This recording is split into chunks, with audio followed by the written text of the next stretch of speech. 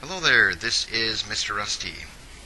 I have begun reading Good Calories, Bad Calories by Gary Taubes. I will be honest with you, most of the time when I start reading a book, I start with chapter 1. And I normally don't bother reading the prologue or a foreword written by anybody. Those are, kind of the weird pages with the Roman numerals as opposed to the numbers that we are familiar with. But go ahead and read, or at least glance at the first bit of the prologue, A Brief History of Banting. The year was 1862. There was a severely overweight retired undertaker by the name of William Banting. The advice he received all of his life was to reduce the calorie consumption and to exercise more, which he did. He wasn't a lazy man. But he didn't get the results that he wanted. He didn't get the results that he needed. He was severely overweight and had many health problems. And it wasn't until he met up with a man by the name of William Harvey, who had recently listened to a lecture in Paris. And that lecture basically stated that somebody who's severely overweight and diabetic would strongly benefit from a diet that took out the sugar and starches and was primarily made up of dairy products and animals, meat. William Banting listened to this information, he liked the idea of the information, and decided to give this new dietary strategy a try. William Banting started his diet in 1862. Says he ate 3 meals a day of meat, fish, or game, usually 5 or 6 ounces at a meal, with an ounce or 2 of stale toast or cooked fruit on the side. 1 to 2 ounces is not very much. So what that meant was that he was also cutting down a great deal on wheat. He scrupulously avoided any other food that might contain either sugar or starch, in particular bread, milk, beer, sweets, and potatoes.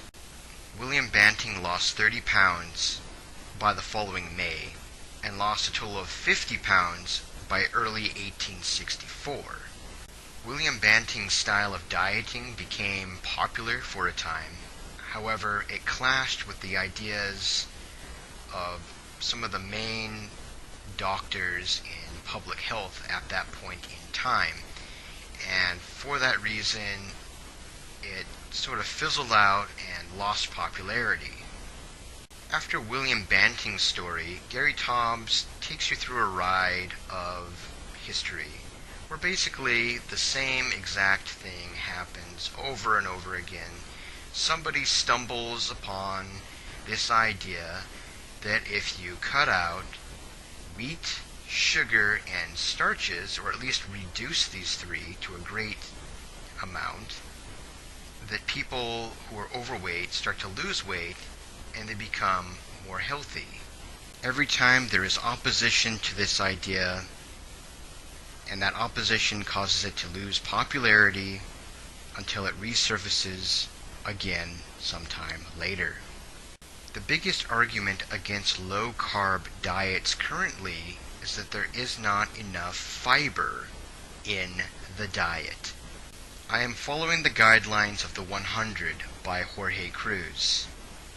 In this book, there are plenty of vegetables that contain high amounts of fiber. So all I have to do is figure out what vegetables are high in fiber.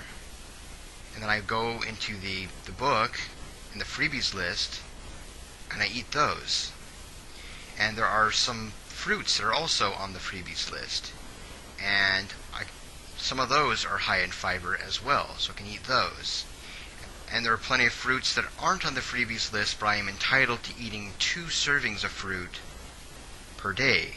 So I can choose 2 fruits that are high in fiber. Jorge Cruise is a big fan of alternatives to wheat flour. One of them is flaxseed. This is some milled flaxseed. that can be used for the skinny muffin found in the book, as well as the YouTube channel of Jorge Cruise.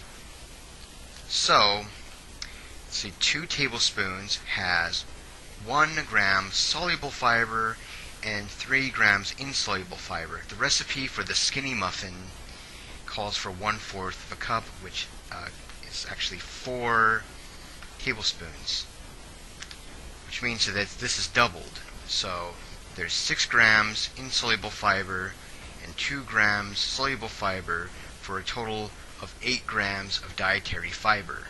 Another wheat flour alternative is almond flour.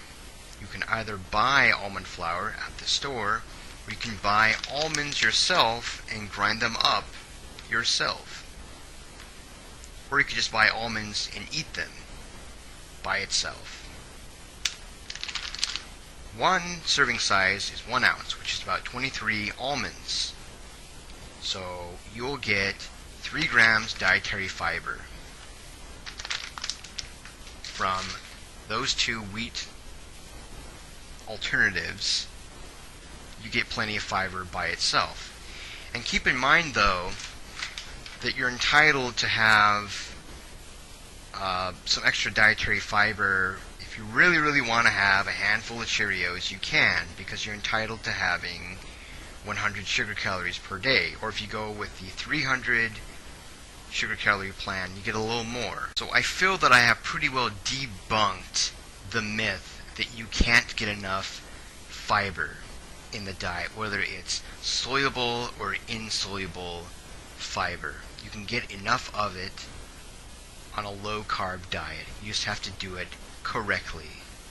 Sometimes the strategy to success does not work the way you want it to. Sometimes the road to success is a longer one than you originally anticipated. But that doesn't mean that you won't one day succeed. And it's perfectly okay to try out new game plans to hopefully achieve your ultimate goal. I'm still going towards my super weight loss goal, and I will get there one day. I know that you are going towards your personal goals, and you will get there one day.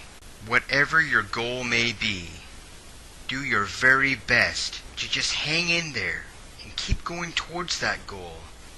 And one day you will obtain your goal, no matter how impossible it may seem.